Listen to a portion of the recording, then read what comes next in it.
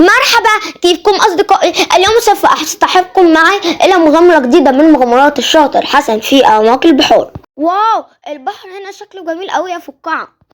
احنا دلوقتي في اعماق البحر يا حسن، في مكان هنا فيه كائنات محدش شافها قبل كده ولا معروفة. شكل مغامرة النهاردة هتبقى مدهشة وفريدة من نوعها. شايف اللمعة دي اللي ورا الشعاب يا حسن؟ ده ايه دي؟ هي دي سمكة حقيقية؟ كأنها لوحة فنية.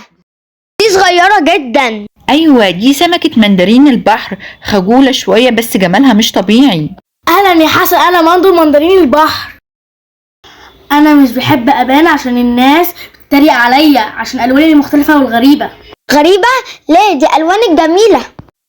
سمكة المندرين بتعيش يا حسن في الشعاب المرجانية، وبتحب الأماكن الهادية، وبتخرج بس وقت الغروب، وبتعرف تحمي نفسها من الأسماك المفترسة والصغيرة جدا، طولها من 6 ل 8 سنتي وحيوية جدا.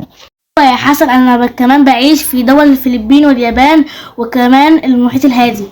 ربنا سبحانه وتعالى خلقني من غير القشور ويفرز سائر مخاطي من جلدي، يبني على طرد الحيوانات المفترسة ويحميني من طفيلات الحيوانات المفترسة. فعلا سبحان الله، ربنا خلق جميع المخلوقات والكائنات الحية بطرق مختلفة. لازم نتنمر ولا نستخبى.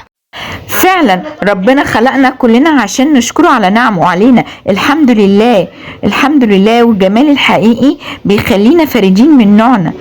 وخلينا دايما فاكرين ان العلم هو الكنز الحقيقي. وبس كده، ما تنسوش تعملوا سبسكرايب للقناة وتفعلوا زر الجرس، وتوقعوا معايا يا اصدقائي الحلقة الجاية هتكون عن مين؟ تك تك تك تك تك تك حن على ملء أسمك، وين نعيش بالبحر وين نعيش بالأنهار، بين اللولو والمرجان في من أشكال والوان، أنا القرش حجمي كبير وأنا سمكة